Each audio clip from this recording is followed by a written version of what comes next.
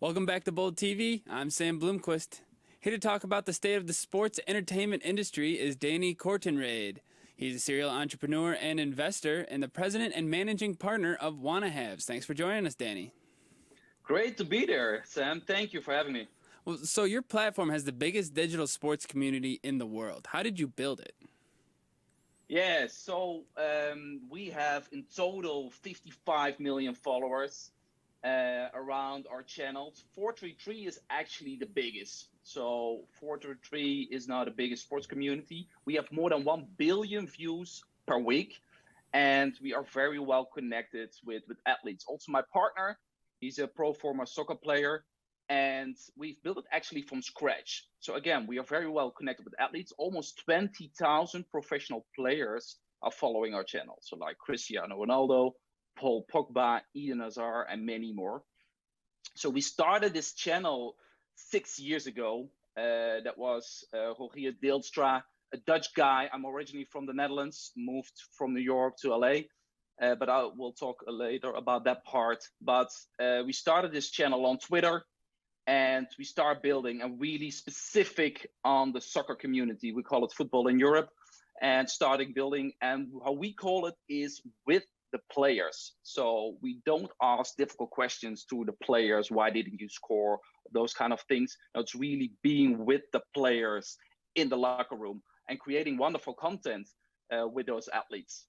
So being a part of this community is really just sort of like establishing a relationship with these players, or like what else can we get from being a part of this global digital platform? Yeah, so very well, you are connected with the athletes, so you'll be part of it and can get access to the locker room because we have access. We work closely with FC Barcelona, Real Madrid, PSG, official partner from Bundesliga and MLS. So you get part of it and you see the whole thing, what's happening on the pitch, but also off the pitch on this channel. So what is the current state of the sports entertainment industry? How has it been affected by recent events? Like, what is going on in a global sense rather than just what we usually see here in the United States? Yeah, good question. It's affected very hard, as you can imagine, with the whole pandemic. So yeah, what you saw, especially the last weeks and months, there are no games there, and that's a big thing. So I was talking with the general manager here from LA Galaxy last week, and also within the MLS, just to give you an example. Yeah, the games, they are back, but without the fans, and that's the big thing. Also in Europe, the same. So the we start playing again, but the thing is there are no fans, and that's a big thing. So the business model for in the sports industry, you have three pillars. You have just the rights, so the TV, the broadcasting. You have the partnerships, and you have the revenue with ticket sales and hospitality. So you saw if there are no games, that's affected very hard. So yeah, we thinking also together with those clubs, how can we monetize that? How can we give them now access to the fans? That's the thing where we're talking about with the different clubs, but also with the leagues. Everything is becoming more and more digital. That's a good thing for us. We are in the digital space. So that's how I see it, and I hope I answer your question.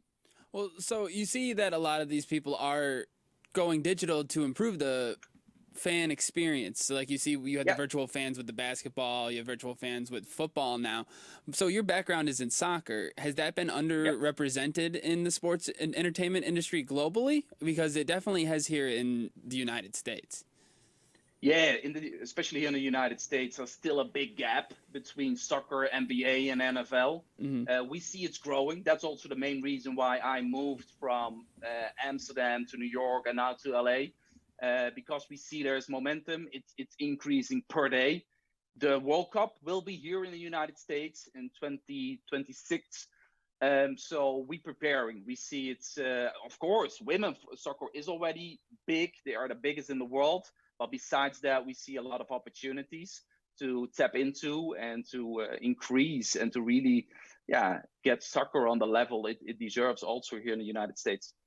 And then just one last question for you, Danny. How does being involved with sports really align with your entrepreneurial values?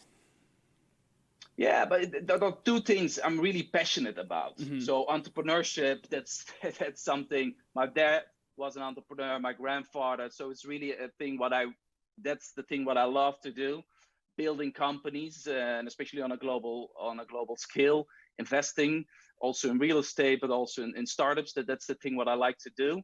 But I have passion for sports also all my whole life. So it's great that I can combine this in this venture. So to give you a little bit more background, we have 3 companies in total. We have Baller, that's a lifestyle brand, 433, the biggest community, and we have Wannahaves, that's a digital media agency. Baller is a lifestyle brand, what I mentioned. It's really about the lifestyle of a soccer player. So when the official or the soccer player steps off the pitch, the life of a baller begins. That's how we pitch it. So we have our own stores in the Netherlands, 7. We expanded the business to Germany, Japan, UK, also now to the United States. We do a lot of partnerships with that brand. So think about, for example, we did a big partnership with Puma and Anthony Griezmann, but also have our own Rolex. Again, it's really about the lifestyle. But I'm not responsible for that company. I'm responsible for 433 and Wannahaves. Yeah, and 433, again, it's the biggest sports community in the world right now in terms of views and also in engagement. And Wannahaves, that's a digital media agency. I built that company actually from scratch. Core business is creating content.